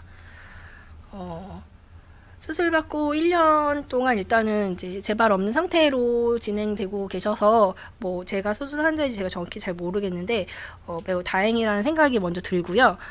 3기 A 환자분들 같은 경우에 수술적인 치료를 하고 항암 바사성 치료까지 다 받은 경우에 저희 병원에서 나온 데이터에서는 생존율이 한 50% 정도 수준이 됩니다. 제가 저희 환자들에게 항상 설명을 드리는 건데 어쨌든 암은 5년간 재발하지 않았을 때 저희가 완치됐습니다라는 말씀을 드릴 수가 있고요. 여러 가지 연구가 좀 다르긴 하지만 비교적 2년 이내에 재발하는 확률이 높은 것으로 되어 있어서 지금 수술을 받고 외래에서 추적 관찰 중인 선생님도 아마 좀 짧은 간격으로 환자분을 보고 계실 거라는 생각이 좀 듭니다. 그래서 보통 1년 안에 제가 재발될 확률이 얼마나 될까요? 이건 그냥 숫자적인 거기 때문에 정확히 알 수는 없지만 보통의 경우 3기 A 환자분들이 5년간 재발하지 않을 확률은 50%고 2년 안에 재발하는 확률이 80%다. 그래서 객관적으로 그냥 숫자로 따지면 40% 이상의 아직은 고위험 구간이다라고 보시면 되고요. 그렇기 때문에 암이 있을 때 아까 전에 재발을 하는 부분들을 제가 말씀을 드렸잖아요. 머리에 생기면 두통이 있다거나 갑자기 신경학적인 증상들이 발생할 수가 있고 뼈에 발생하는 경우에는 이제 통증을 유발을 할 수가 있습니다. 폐에 문제가 생긴 경우에는 뭐 호흡곤란이나 가슴 통증 등의 증상들이 생길 수 있기 때문에 병원에 오시는 그 간격에 맞춰서 병원에 오셔서 검진을 하는 것이 제일 중요하고요. 그렇지 않더라도 이런 증상들 제가 말씀드린 이런 증상들이 있을 경우에는 병원에 빨리 예약을 변경을 해서 진료를 보시는 게 중요하다고 할 수 있습니다.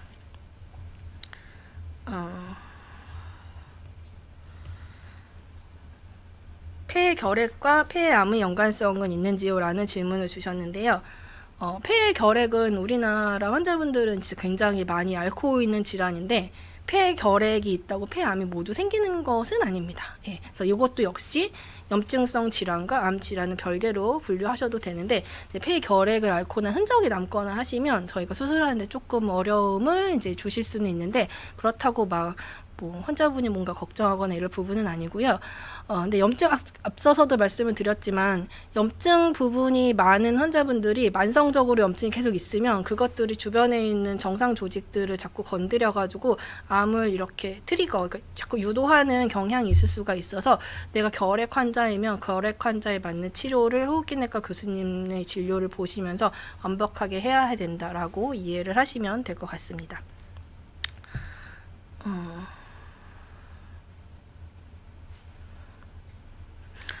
다른 환자분들이 주신 질문은 수술 후 5년이 다 되어 가는데 검사 때마다 염증이 생겼다 없어졌다 해서 건강 걱정입니다.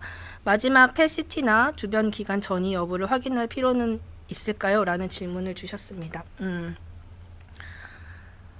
예전에는 폐암 환자분들이 뭐 폐암뿐만 아니라 다른 암 환자분들도 PET-CT를 찍는 것이 이제 그 환자들이 암이 발생하고 5년 안에 3차례 PET-CT를 찍는 것이 이제 건강보험상 커버가 됐었던 적이 있습니다. 근데 이게 이제 뭐 여러 가지 문제로 지금은 되어 있지 않은 상태시고요. CT를 찍을 때마다 아마 염증이 있었다 없었다 이런 것들이 생기는 것 같은데 일단은 제가 드리고 싶은 말씀은 보통 암이 진단되고 나면은 암에 좋다고 하는 막 이렇게 보조 식품들을 되게 드시는 경우들이 많거든요. 뭐 잘 모르는 뭐 인터넷이나 이런 데 보면 뭐 개똥쑥이나 뭐 이런 잘 모르는 뭐 정체불명의 이런 약재들이 암 환자한테 좋다 이렇게 해서 그런 거를 드시는 분들이 있는데 폐는 그런 잘 모르는 정확한 그 효과가 밝혀지지 않은 성분의 약을 드시는 경우에 폐 염증이 자꾸 나타나셔서 그게 암이 재발한 건 아닌지 저희가 자꾸 이렇게 검사를 해봐야 되는 경우들이 있습니다. 그래서 저는 이제 제 개인적으로 저희 환자분들한테 수술하고 나서 그런 잘 모르는 인터넷이나 이런 데서 암 환자에 좋다고 얘기하는 잘 모르는 그런 한방 약재들은 드시지 말라고 권고하는 편이고요. 그리고 한약재 역시 이제 복용할 것을 자제를 시키고 있습니다.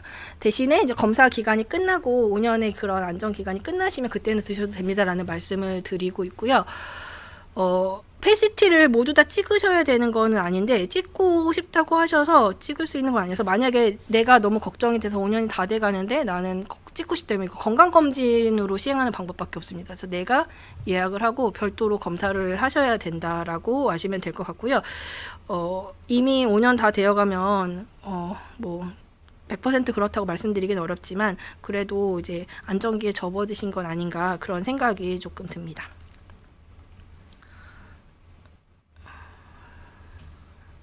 네.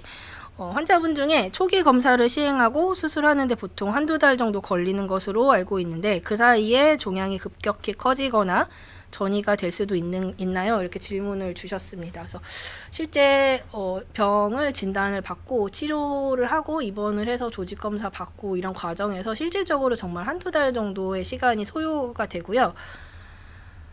저희가 이제 가급적 치료가 되시는 환자분들을 빨리 이제 수술적인 치료를 해드리려고 노력은 하지만 어쨌든 지금 여기 언급해 주신 대로 수술하는 데까지 조금 시간이 걸리고 있습니다. 종양이 크고 임파선에 이미 전이가 있는 경우에는 한두 달 사이에도 그 사이에 정말로 급격히 전이가 될 수 있어서 이렇게 종양이 크고 이런 환자분들은 저희가 의료진들끼리 다이렉트로 서로 연결을 해서 수술이 급히 필요한 환자다라고 해서 저희가 수술을 땡기거나 다른 환자 수술하실 때 일정을 변경하거나 이런 일들을 하고 있습니다. 그런데 지금 그렇지 않고 이제 종양이 매우 초기이고 아까 말씀드렸던 간유리 음영 같은 그런 결절을 갖고 있는 환자분들 같은 경우에는 한두 달 사이에 급격히 막 전이가 되고 크기가 증가하는 편은 아니셔서 아마도 그 수술 이런 진행이 천천히 되고 있다면 아주 큰 병변은 아니지 않을까라고 조심스럽게 이제 예측을 해보고요. 병변이 크고 임파선이 막 전이가 있어서 종양 자체의 버든이 큰 경우에는 정말 그 사이에도 전이가 될 수 있어서 빨리 치료를 해드리려고 노력을 하고 있습니다.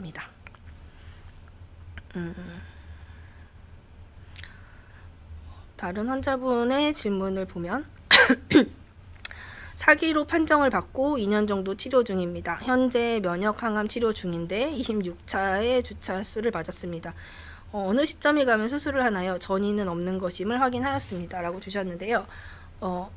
사기 환자분들이 면역 치료를 하고 나서 수술로 가는 경우는 드문데 이런 경우들이 있습니다. 이렇게 몸에 여러 개의 병변이 있었는데 항암 치료를 막 계속 하고 있는데 나머지 다 없어졌는데 한 개만 딱 남아 있다던가 나머지는 다 사라지거나 크게 변화 없이 있는데 한 개만 갑자기 증가하거나 이런 경우들이 있는데 그런 경우에는 그 병변을 제외한 나머지 병변은 항암 치료로 컨트롤이 되고 있다, 통제되고 있다라고 판단을 내리시는 경우에 혈액종양내과 선생님께서 저희한테 별도로 이렇게 연락을 주시는 경우들이 있습니다. 그래서 사기 환자분들이 항암 치료를 받고 전이가 없다고 해서 다 수술하거나 이런 건 아니시고 지금 진료를 봐주고 계시는 혈액종양내과 선생님께서 환자분이 나머지 종양 없이 항암으로 잘 유지가 되고 계시다면 지금 항암이 잘 맞게 치료를 받고 계신 거기 때문에 그거에 대한 치료를 계속 하시면 되는 건데요.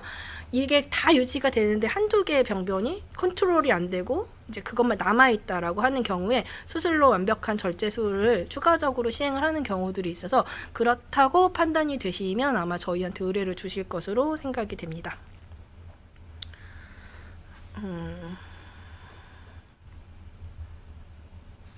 폐섬유화 증증 환자의 경우에 조직검사랑 수술도 안 된다고 하는데 방법이 없는 건가요? 라는 질문을 주셨습니다.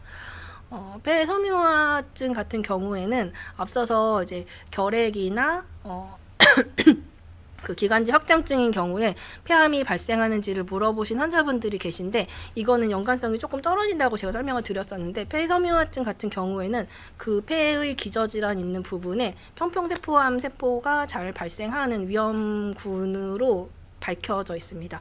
그런데 그런 환자분들은 기본적으로 폐 기능이 많이 저하되어 있고 저희가 폐를 수술을 하고 폐를 절제를 하고 나셔서 재활 치료를 하면 일정 정도의 폐 기능이 돌아오기는 하지만 그 예측되어지는 돌아오는 값이 40% 미만인 경우에는 환자분이 수술하시고 나셔서 이제 화장실 가는 정도의 거동도 불편하거나 숨이 차서 식사를 하시는 게 곤란하거나 이런 생활의 불편감을 야기할 수가 있기 때문에 그런 환자에서는 수술적 치료를 안 하는 게 아니고 못하게 되는 경우들이 있습니다. 그래서 환자분도 제가 뭐 검사를 본 건 아니기 때문에 정확히 말씀드릴 수는 없지만 조직 검사와 수술적인 치료가 안 된다고 얘기하셨을 때는 아마 그 폐기능 현재 환자분의 폐기능이나 이제 CT 상에서의 폐 질환이 어느 정도 진행한 상태로 예측을 할 수가 있고요. 그런 경우에는 수술적 치료보다는 효과가 떨어지긴 하지만 종양의 크기가 아주 많이 크지 않은 경우에는 방사선 치료를 받는 것이 가장 큰 도움을 받으실 수가 있습니다. 그래서 수술로 폐를 절제해내는 것이 아니라 방사선을 떼어서 종양을 없애는 방법이 아까 방사선 치료라고 말씀을 드렸고, 종양의 위치나 이런 거에 따라서 수술적인 절제술을 버티지 못하시는 환자분들에서는 방사선 치료가 두 번째 옵션이 될 수가 있습니다.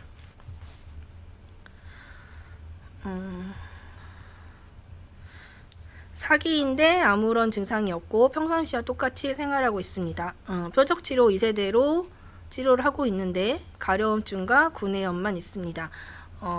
머리, 간, 눈에 전이가 있는데 시국이 너무 좋은 건가요? 이런 얘기를 주셨는데요. 저는 제가 수술하고 나서 외래에서 환자분들 뵐 때에도 식사 잘 하시냐는 질문을 제일 많이 드리거든요. 뭔가 식욕이 돌아오셨고 일상생활로 돌아가셨다는 건 일단 전반적으로 컨디션이 굉장히 좋다는 거기 때문에 식욕이 있으시고 지금 표적 항암제 치료하시면서 잘 유지가 되고 계신 상태시라면 저는 지금 요 항암제가 환자분한테 적절한 치료 방법으로 적용되어서 유지되고 있다라는 생각이 들고요. 지금 진료 받고 계신 혈액종양내과 선생님의 지침에 따라서 계속 진료를 잘 받으시면 될 것 같습니다.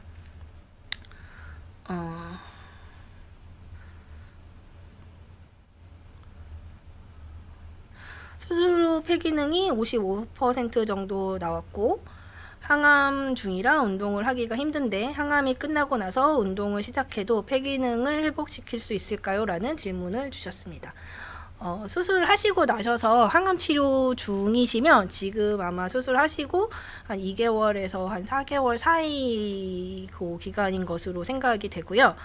항암 치료를 받고 있는 중간에는 폐기능이 조금 떨어집니다. 그래서 저희가 앞서서도 말씀을 드렸지만 선행 항암 치료하고 수술하시는 환자분들 같은 경우에 항암 치료하시면 폐기능이 일시적으로 떨어지기 때문에 이때 한 번 더 폐기능 검사 시행을 하고 수술적인 치료가 가능한지 여부를 다시 한번 평가를 하게 되는데요.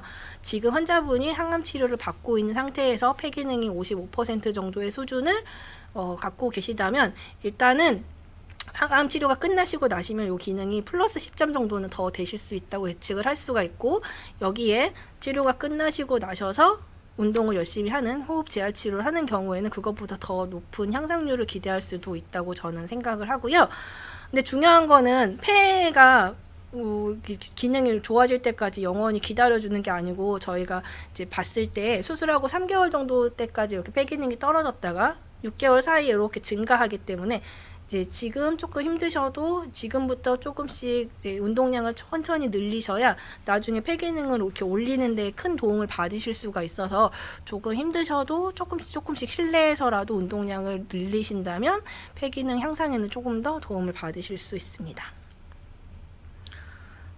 수술을 받기 전까지 어떻게 건강관리를 하면 되나요? 라는 질문을 주셨습니다. 이게 수술 날짜를 받으시고 수술할 때까지가 보통 한 달 정도 기다리시고 계시죠. 그래서 수술이 뭐 적게는 2주, 뭐 많게는 4주 정도 기다리시고 계신 걸로 알고 있는데, 이제 폐암 수술 받는다 이렇게 얘기하시면 주변에서 몸에 좋은 음식들을 엄청 주시더라고요. 그래서 제 환자분들 중에 한 분은, 제가 경험하신 분 중 한 분은 여기저기서 몸에 좋다는 공진단을 엄청나게 드시고 오셔서 수술하기 전날 피검사를 했더니 간 수치가 너무 높아지셔가지고 마취를 못 하신 분이 계십니다. 저는 보통 일단은 감기 걸리지 않게 조심하세요라는 말씀을 항상 드리고요. 폐렴이 있으면 수술하고 나서 폐렴이나 염증이 발생할 수 있는 확률이 올라가기 때문에 그렇게 폐 염증이 났거나 뭐 이렇게 감기 있거나 이런 거는 조금 조심해야 되는 부분이 맞는데, 그 나머지는 일상생활과 똑같이 하고 오세요라고 말씀을 드리는 편입니다. 이렇게 몸에 좋은 거라고 이것저것 막 드시면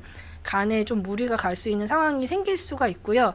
그런 경우에는 수술 자체가 마취가 안 되기 때문에 연기되는 경우들도 있기 때문에 이제 감기 안 걸리게 조심하시고 일상생활 똑같이 하시면서 오시면 좋고요. 뭐 가능하다라고 하면 가볍게 뭐 운동하시는 거 정도는 매우 좋으실 것 같습니다.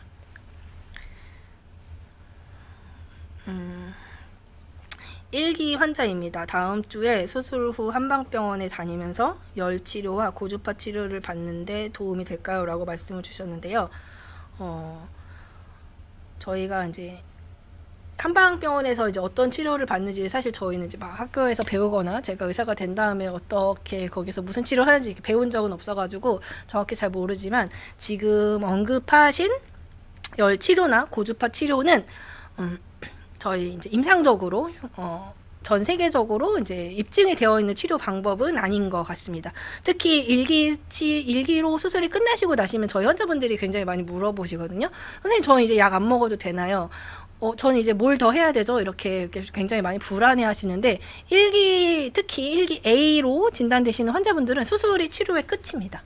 그 다음은 향후에 이제 경과 관찰을 이렇게 하면서 재발이 되는지 여부를 체크를 하고, 그런 경우에 해당한다면 그거에 맞는 치료를 늦지 않은 시기에 들어가는 게 중요한데, 이렇게 지금 언급하신 열 치료나 고주파 치료는 이렇게 저희가 이제 양약이라고 얘기를 해야 되나요? 임상적으로 이런 서양의학 쪽에서는 근거가 없는 치료다라고 말씀을 드릴 수 있을 것 같습니다. 재발하면 크기가 작아도 사기라고 하던데, 조직 크기가 작아서 수술 치료 난이도가 1기 때와 비슷하다면 5년 생존율도 1기 때와 비슷하다고 볼 수 있나요? 이게 재발한 시점이 조금 중요할 수가 있고요. 재발을 이제 얼마나 크게, 얼마나 많은 범위에 했는지가 중요하다고 볼 수가 있습니다. 그래서 크기가 작아도, 그러니까 한 병변에 생겼는데 그 크기와 상관없이 다른 데에 암이 또 생긴 경우에 폐암은 조금 해석을 조금 주의해야 되는 부분이 있는데, 오른쪽에 있었던 암이 왼쪽에 또 생겼다라고 봤을 때 통상적으로 2년 이상의 인터벌이 있는 경우에는 그러니까 반대쪽 폐에도 그냥 자체적으로 또 다른 암이 생길 수도 있습니다. 그래서 요거에 조직 검사나 이런 것들이 중요해서 적극적으로 치료를 하는 경우들도 있고, 이게 만약에 같은 거여서 전이가 됐다라고 하시는 경우에는 당연히 처음 있었을 때와는 다르게 이미 사기인 거기 때문에 그때부터는 생존율은 조금 떨어진다고 볼 수 있고요. 그렇기 때문에 조직 검사 결과를 바탕으로 조금 정밀하게 봐야 제가 좀 더 정확하게 말씀을 드릴 수가 있을 것 같습니다.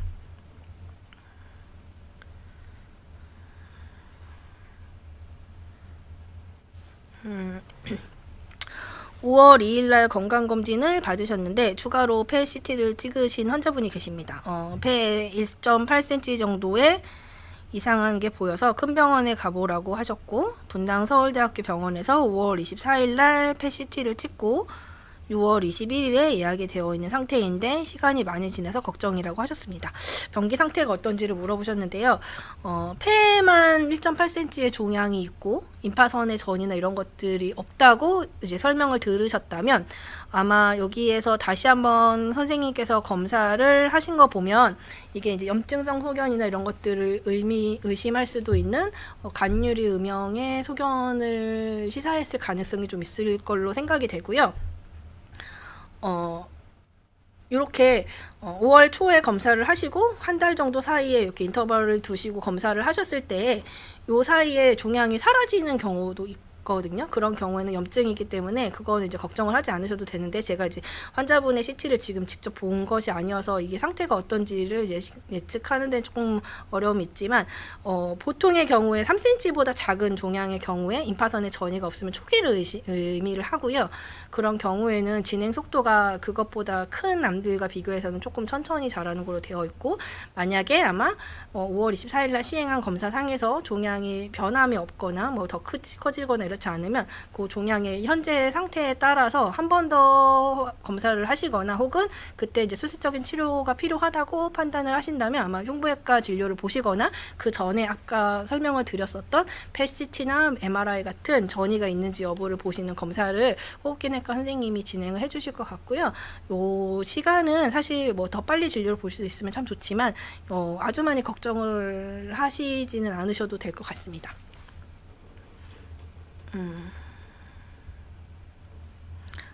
환자분이 한 번 더 질문을 주셨고요. 1기 B로 수술을 받으셨고 재발 방지를 위해 투약이나 가장 조심해야 할 것이 무엇이 있나요? 라는 의견을 주셨습니다. 1기 B 환자분들 같은 경우에는 항암 치료를 선택적으로 시행받는 분들도 계시고요. 그렇지 않은 환자분들도 계십니다. 그래서 1기 B는 항암이 도움이 되는 환자분들도 있고 도움이 안 되는 분들도 있기 때문에 지금 항암 치료 받고 계시지 않으신 상태면 제가 이제 환자분의 검색 결과를 판단으로 수술적인 치료로 충분하다라고 판단을 내렸을 걸로 생각이 되고요. 조심해야 하셔야 되는 거, 재발 방지를 위해서 조심하셔야 되는 거, 일단은 마음을 조금 편하게 먹으셨으면 좋겠습니다. 불안해 한다고 해서 사실 막 뭔가 결과가 바뀌거나 이런 거는 아니셔가지고, 근데 이제 저희가 젊으신 환자분들은 지금은 이제 정보가 너무 많이 노출되어 있고 이것저것에서 막 이렇게 정보가 쏟아지는 사회에 살고 있기 때문에 내가 뭘 하지 않으면 되게 불안해 하시는 분들이 많으신데, 이미 저희는 최선을 다해서 수술을 했고 지금은 그냥 겸허히 그 결과를 이제 기다리고 있는 상태신 거고요.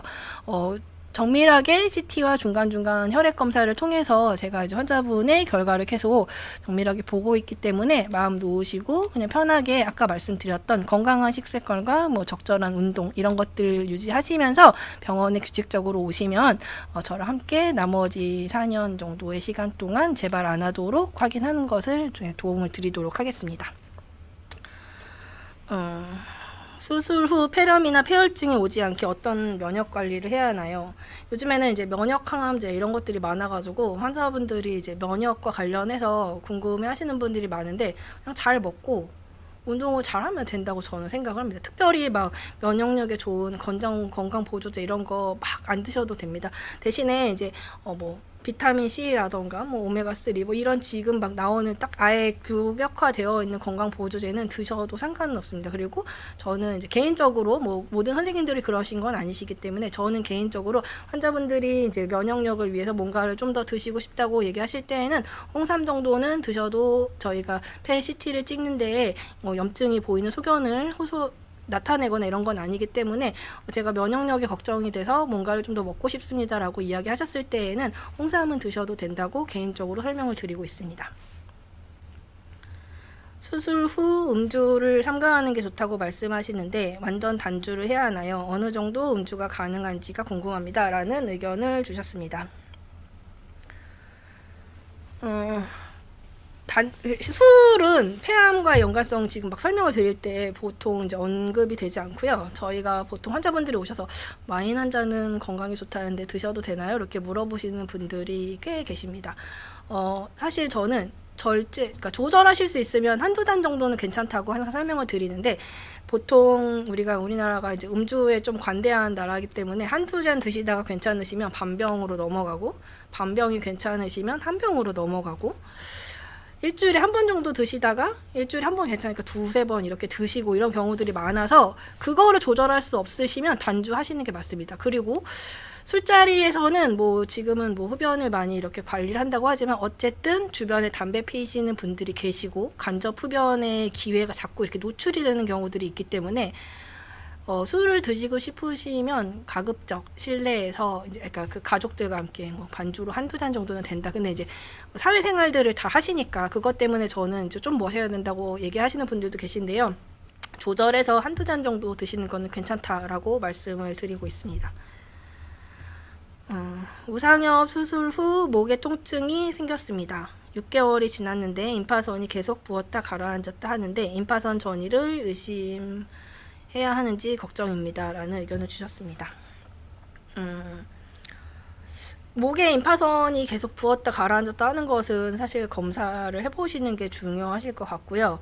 아마 CT를 6개월 정도면 중간에 한 번 정도는 찍으셨을 것 같아가지고 그 검사상에서 괜찮으셨으면 걱정하지 않으셔도 될 것 같습니다. 보통 흉부 CT를 찍으면 여기 목에서부터 흉부 가슴 안에 있는 임파선들이 커버가 되기 때문에 그 검사를 시행을 하시는 시간이 보통 6개월에 한 번 정도씩 CT를 찍고 있기 때문에 사실 요 사이에 검사하셨을 것 같고요. 그 검사가 괜찮으시면 괜찮으신 거고 요 임파선이 부어있는 상태는 사실 저희가 감기만 걸려도 그럴 수가 있기 때문에 걱정이 되시면 이비인후과 선생님의 진료를 빨리 받아보실 거를 권해드리도록 하겠습니다. 비항상성 결핵균과 암과의 연관성이 궁금합니다. 라는 의견을 주셨습니다. 저희가 보통 인터넷이나 이런 걸 찾으면 이제 NTM이라고 얘기해서 결핵과는 조금 다른 염증성 질환의 하나죠. 그래서 비항상성 결핵균은 암을 유발하는 것은 아닙니다. 그렇지만 앞서서 설명을 반복해서 했던 것처럼 비항상성 결핵균 때문에 폐에 염증이 반복되어서 나타나는 경우에는 만성 염증이라는 것 자체가 암을 유발할 수 있기 때문에 그런 연관성은 있지만 이 결핵 환자이기 때문에 암이 생기는 건 아니다라고 말씀을 드릴 수 있을 것 같습니다. 후비루를 20년 넘게 앓고 있는데 간유리 음영으로 폐암 1기 수술을 했고 3mm 음영이 다시 생겼습니다. 혹시 후비루와 연관이 있을까요? 아닌 것 같습니다. 여자 환자분들에서 이런 간유리 음영이 반복적으로 생기시는 환자분들이 계시고요. 요 후비루 요 가래가 이렇게 넘어가는 요런 상황들과 폐로 넘어간 상황들은 사실은 좀 다르기 때문에 요 연관성은 없다고 말씀을 드릴 수 있을 것 같습니다. 폐암 진단을 받으셨고 5월에 CT를 촬영을 하셨는데 16mm까지 부어있다고 얘기를 하셨다고요. 앞서서 아마 아까 질문을 주셨던 분이 조금 더 자세하게 질문을 다시 한번 주신 것 같은데요. 보통 임파선이 1cm 이상 커졌을 때 2cm 이상 커졌을 때 보통 임파선 전이를 의심을 할 수가 있는데요. 이렇게 CT 찍으신 상태에서 임파선의 전이가 의심되는 경우에는 저희가 아까 기관지 내시경 검사 설명드렸던 것처럼 기관지 안에 있는 종양뿐만 아니라 기관지가 약간의 커져 있거나 이런 경우는 거기에도 이제 새침술을 이용해 가지고 암세포가 확인되는지 여부를 확인을 하고 있습니다. 그래서 PET-CT와 기관지 내시경 검사에서 인프절 검사를 하시면은 여기에 암세포가 있는지 여부를 확인을 할 수가 있고, 다른 데는 없는데 단독으로 한 군데만 있다라고 하는 경우에는 수술적 치료를 먼저 시행을 하고 항암 치료를 시행하거나 이렇게 치료의 방법들이 여러 가지 옵션이 존재하기 때문에 일단은 16mm면 1cm 이상 이기 때문에 뭐 위험하다고 얘기하시는 분들도 계시지만 일단은 추가적인 검사를 해봐야지 정확히 알 수가 있을 것 같습니다. 폐암 4기를 판정을 받고 항암제를 4번 맞으셨고 아무 이상 없이 지내고 계신데 식욕이 떨어지고 입맛이 당기는 약을 먹어서 좀 괜찮다고 합니다. 생존율이 어떻게 되나요? 4기 환자분들은 그냥 객관적으로 뭐 10% 미만의 생존율을 보인다 이렇게 말씀을 드리는데 이거는 좀 옛날 얘기인 것 같습니다. 지금 환자분이 어떤 치료를 받고 계신지 잘 모르겠지만 표적 항암제 치료를 받으시고 2년간 괜찮으시고 뭐 이렇게 그 이후에 다른 표적 항암제 치료를 받거나 면역 치료를 이렇게 받으셔가지고 생존율이 예전과 비교해서 굉장히 증가하는 데이터들이 굉장히 많이 나오고 있으셔서요. 지금 현재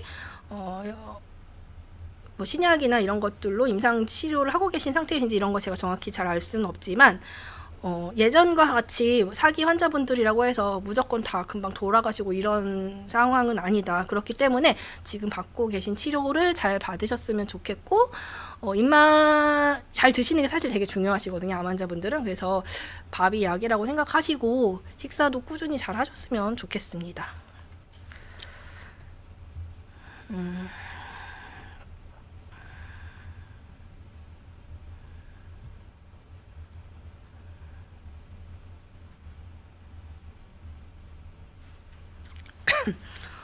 이기 A 수술 후 표적 치료제를 2년째 임상 복용 중이시고요. 약 치료 덕분이신지 현재 재발이 없는 상태십니다. 표적 치료제를 2년 정도 마치고 2년간 재발 확률도 80% 정도인가요? 라는 의견을 주셨는데요. 표적 항암제 같은 경우에 보통 2년 정도 지나면 이렇게 내성이 생기는 경우들이 많이 보고가 되고 있어서 지금부터가 조금 중요한 시기라는 생각은 좀 들고요. 사실 뭐 그렇다고 하더라도 뭐 2세대, 3세대 다른 뭐 표적 항암 치료제나 뭐 면역 치료제와 같은 요즘에 또 제 3세대 면역 항암제들이 있기 때문에 이게 뭐 무조건 숫자적으로 설명하기에는 조금 어려운 부분이 있는 것 같습니다.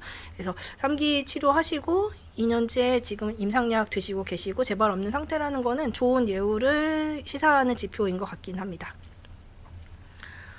옷이나 닭 요리를 드셔도 되냐고 하셨는데 저는 식사는 제한을 하지 않는 편입니다. 그 수술하시고 나셔서 암 환자분들은 뭐 날 것을 먹으면 안 된다 뭐 이렇게 얘기하시는 분들이 계시는데 항암 치료를 받으시는 환자분들은 이제 문제가 되실 수 있기 때문에 날것이나 이런 조리가 안 되는 음식들을 피하시는 편이지만 항암 치료를 내가 받고 있지 않다라고 지금 현재 상태인 경우에는 식사로 드시는 거는 다 좋습니다. 드시고 싶으신 거는 다 드셔도 됩니다.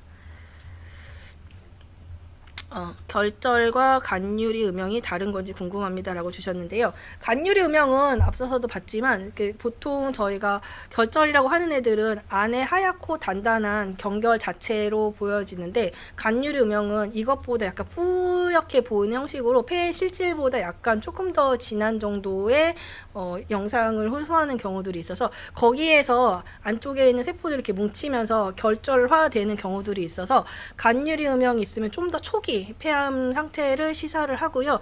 이거가 조금 지나고 시간이 지나면 결절이 되는 경우도 있고, 애초에 처음 생길 때부터 결절의 형태로 생기는 경우들이 있어서 두 개는 약간 다르다고 이해를 하시면 될 것 같습니다. 근데 이제 간유리 음영이 좀 더 초기 폐암을 시사한다라고 보시면 될 것 같습니다.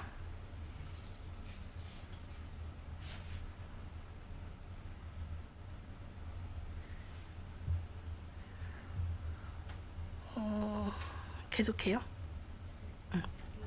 IPH 수술을 하면 수술 후 면역 항암제를 할 수 없다고 들었습니다. 사실인지 알고 싶습니다. 이거는 조금 다른 것 같습니다. 그 IPH 수술을 하는 거는 저희가 그 흉부 안에만 당독적으로 증상이 있을 때에 이제 일시적으로 저희 과에서 안에다가 약을 도포하는 치료 방법을 의미를 하는데, 그 치료하시고 나셔서 혈액종양내과 선생님들이 이제 진단을 하시고 환자분이 명확암제 치료가 적응이 되신다면 일정 기간의 텀을 이제 두시고 치료를 받으실 수 있는 걸로 알고 있습니다. 암 환자가 우유나 치즈를 먹어도 될까요? 라고 주셨는데요. 네, 다 드셔도 됩니다. 드시고 싶으신 거는 다 드셔도 됩니다.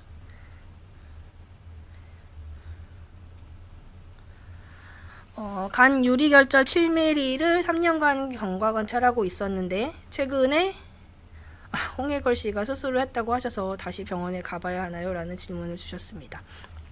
7mm 이상의 간 유리 음영 결절이 있는 경우에는 추적 관찰의 대상이 일단 된다라고 보시면 되고요. 3년간 관찰하셨는데 크기 변화가 없고 괜찮았다라고 하는 경우에는 1년이나 2년의 텀을 두고서 건강관리를 계속 해야 되는 것으로 알려져 있습니다. 그래서 간유리 음영이 있을 때 이게 이제 종양화로 되는 경우들이 있는데, 이게 시점이 몇 년이 지난다고 해서 확 자라고 이런 것들로 정확하게 나와 있는 거는 아니어가지고, 지금 현재 상태에서 이제 3년간 괜찮았다고 할 때에는 이 간격을 처음에는 한 6개월이나 3개월 간격으로 보시다가 3년간 괜찮으면 1년에서 2년 간격으로 이렇게 보시는 거기 때문에 1년이나 2년의 간격을 두시고 건강검진 하듯이 CT를 찍어보시는 거를 추천을 드리겠습니다. 저에게 수술을 받으신 환자분께서 너무 아프시다고 얘기하시는데, 수술하신 부위가 아프신 게 보통 한 2달 정도 가실 수가 있어서, 지금이 6월 달이니까 현재 아프신 거는 이제 신경이나 이런 부분이 특별히 더 이렇게 자극이 받아서 아프신 거일 수가 있고요. 병원에 오시면 저희가 마취통증의학과 선생님이 지금 수술하신 부위에 이제 신경 치료를 통해서 덜 아프실 수 있도록 도움을 드리도록 제가 진료를 예약을 해드리도록 하겠습니다.